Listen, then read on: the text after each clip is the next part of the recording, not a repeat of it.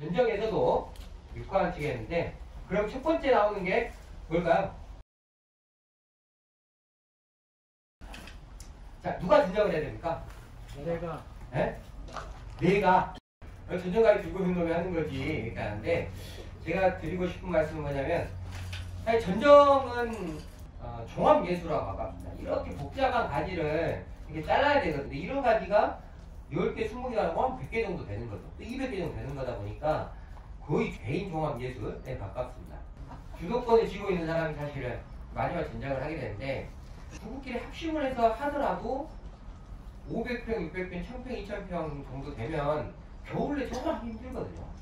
전쟁은 정말 마지막까지 꽃눈 하나까지 꼼꼼하게 마무리 지어야 되는데, 그걸 짓지 못하고 전쟁을 다 마무리 못하고 열매가 열리게 되는 거예요. 꽃이 피고, 그걸로 인해 이 열매가 사라지는, 그리고 과다 착과로 인해서 나무에서 성장이 더디게 되는 다양한 문제들이 생깁니다. 그래서 전쟁을 일정 편수 이상이 된다면 부부끼리 이거 대충해서 마무리 지을 게 아니라 꼼꼼하게 마무리 지을 수 있도록 누가 하냐? 농업은 농작업을 할 수 있는 작업자가. 그거 가능하면 인력을 들여서 까지.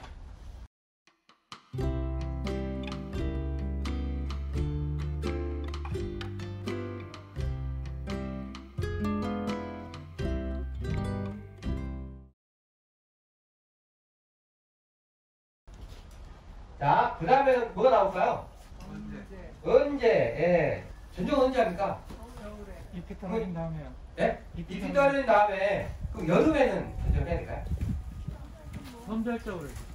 여름에, 여름전쟁. 여기에도 여름전쟁 지금 하고 계시는 분이 있을 텐데, 언제 하냐라고 한다면, 겨울에 만해.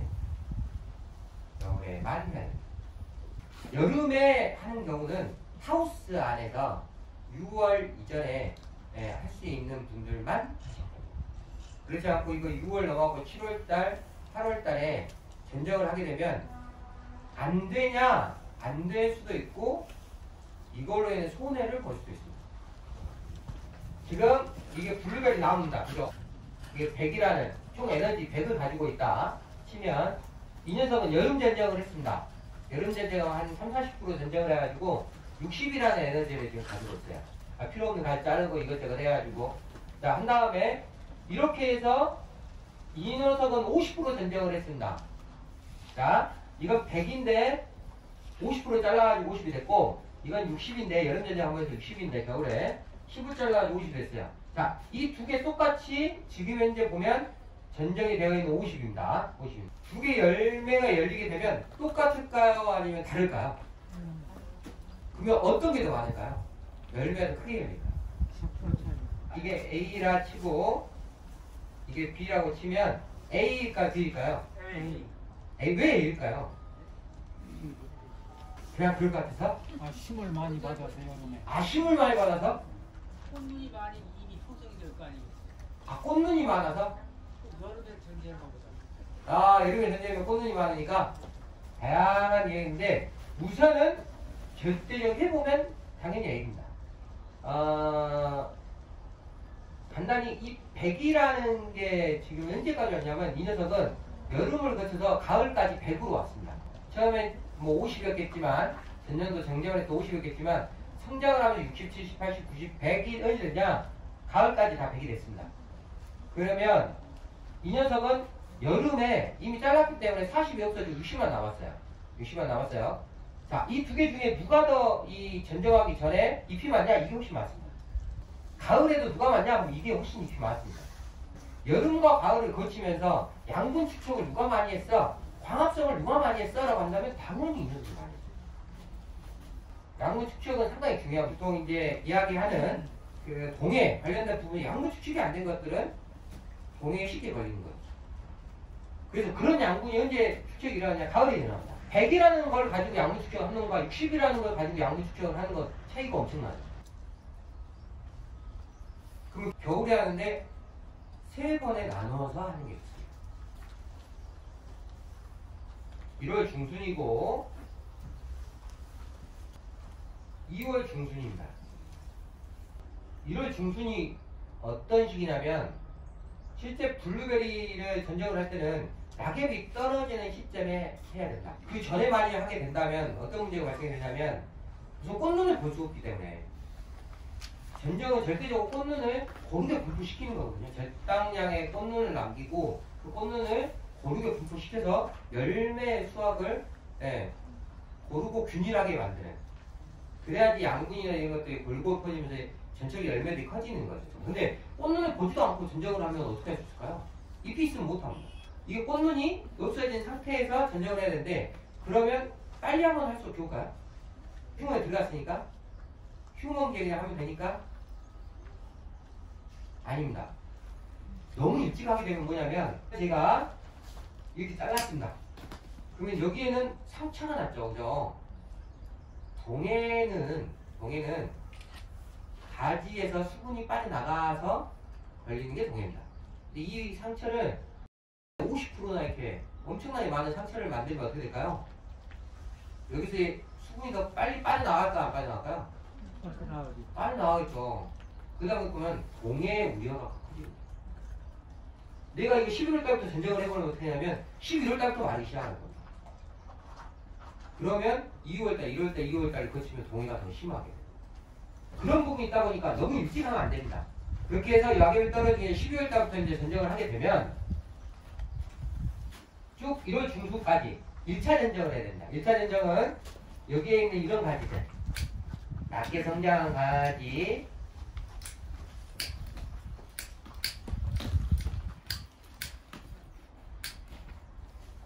이런 가지부터 시작해서 뭐 써진 가지, 이게 돌면서 쭉 진정을 해주면 된다. 자, 이거 누구나 할 수 있겠죠. 이 아래로 이렇게 쳐. 이 처진 가지, 얇은 가지 쳐. 이거 사실 누구나 합니다. 인력을 들여서 하시면 됩니다. 이렇게 해서 1월 중순까지 가면 동해에 걸릴 것들은 여기가 바짝 말라 있습니다. 쭈글쭈글해져 있어요. 동해에 걸려 꽃눈이 상해버렸어요. 여기에 이 상한 가지 남자 나와야 될 수 있을까요? 없겠죠, 그죠?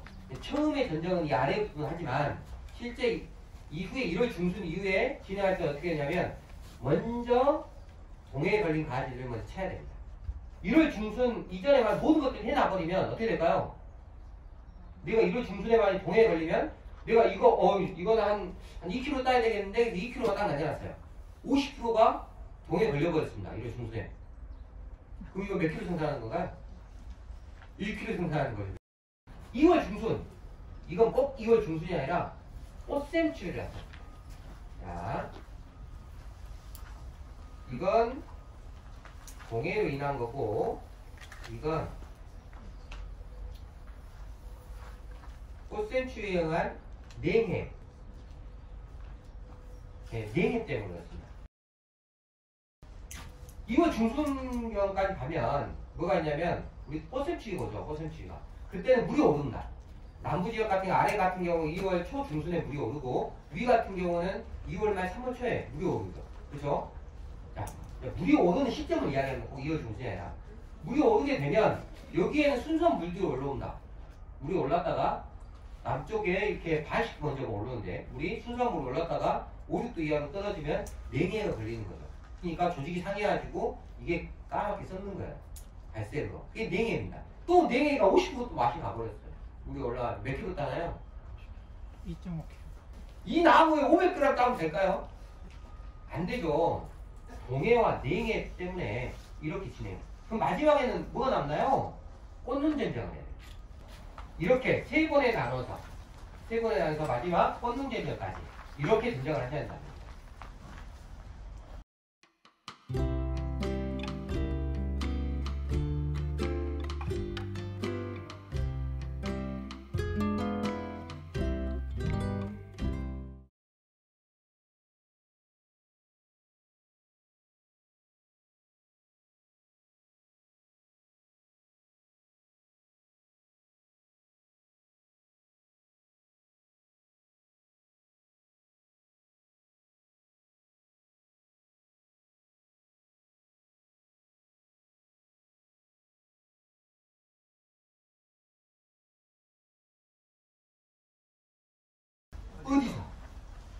어디서 되니까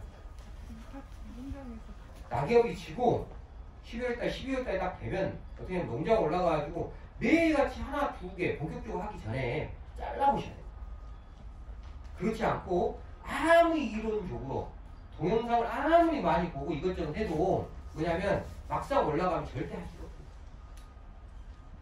그래서 내가 연수사가 할 수 있는 블루베리 나무들을 매일같이 해보시라. 12월달에. 그래서 어디서 하냐? 그럼 진짜 농장에서 하죠.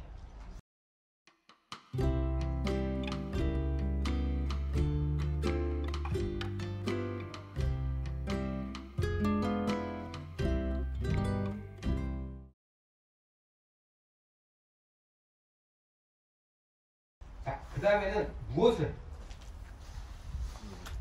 해야 될까요? 선정. 아, 전적으로 해야 될까요? 그럼 어떤 나무를 전적해야 될까요? 블루베리는 관목입니다, 관목. 그러다 보니까 이 수많은 가지들이 방향성을 정하지 않고 올라옵니다. 그래서 이렇게 많이 얽혀있죠. 얽혀있고, 이런 관목형 나무들은 대부분 이 어떤 이 나오는 가지들의 방향성이 정해져 있잖아요. 한 교목.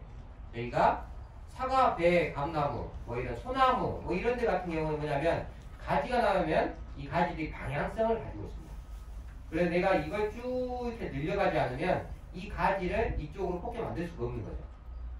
그래서 방향성이 있는 이런 가지들에 대한 전정 방법과 이 관목에 대한 이 전정 방법은 다를 수밖에 없어요. 그런데 많은 분들이 전정을 무슨 형태로 하냐? 교목의 형태로. 방금 말씀하셨잖아요. 뭘 해야 됩니까? 블루베리를 해야지.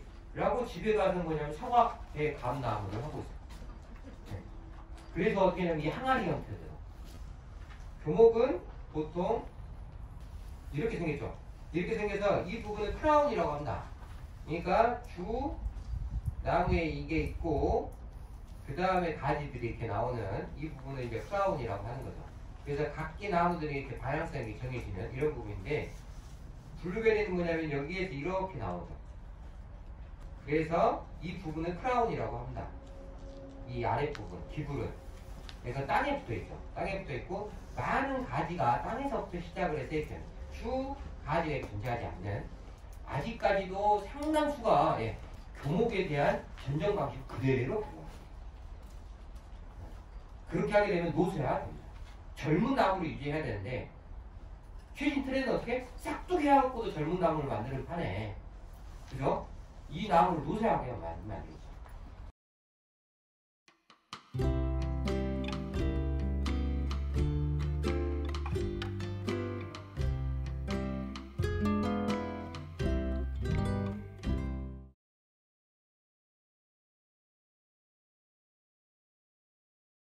블루베리 전정을 어떻게 할까요? 라고 한다면 정말 많은 이야기를 해야 되는데 잘해야 돼요. 왜 그래야 될까요? 왜 잘해야 될까요? 경제성과 관련된. 아, 그렇죠. 맞습니다. 수익, 경제성, 돈 때문에. 이렇게 자를 때 그 많은 분들이 고민을 해요. 뭐냐면 이렇게 자르게 되면 새로운 가지는 많이 생성이 되지만 실제 뭐냐면 열매 수확이 적어집니다. 자, 이렇게 자르면 이렇게 위에 자르면 자를수록 뭐냐면 실제 이거에 대한 꽃무늬나 가지가 많이 생성이 돼요. 많이 생성이 되면서 내가 전정할 것들이 엄청 많이 늘어납니다. 또 달리 말하면 좀 유목기일 때는 좀 더 많은 내가 수확을 할 수가 있어요. 많은 수확을. 자, 내가 1년, 2년, 3년째 올해 내가 마트부터 시작해가지고 이거 뚫는 것도 많고 단골도 많아. 올해는 내가 좀 물량으로 승부를 봐야 돼. 라고 하면 어디 자르면 될까요? 여기를 잘라야 될까요? 여기 잘라야 될까요? 여기 잘라야 될까요? 그렇죠. 위에를 잘라야 돼. 자, 옆에 있는 또 김씨가 왔어요. 김씨가. 아니, 전정은 여기서 잘라야지. 왜 이렇게 잘랐냐고. 아니, 그 사람은 그 나름대로 목적이 있으면 자르는 거고 이렇게 자르는 거 맞죠? 네, 옆 사람 이야기 듣고 이것저것 해가지고 이렇게 자르면 안 됩니다. 아니, 제가 이야기하면 돼요.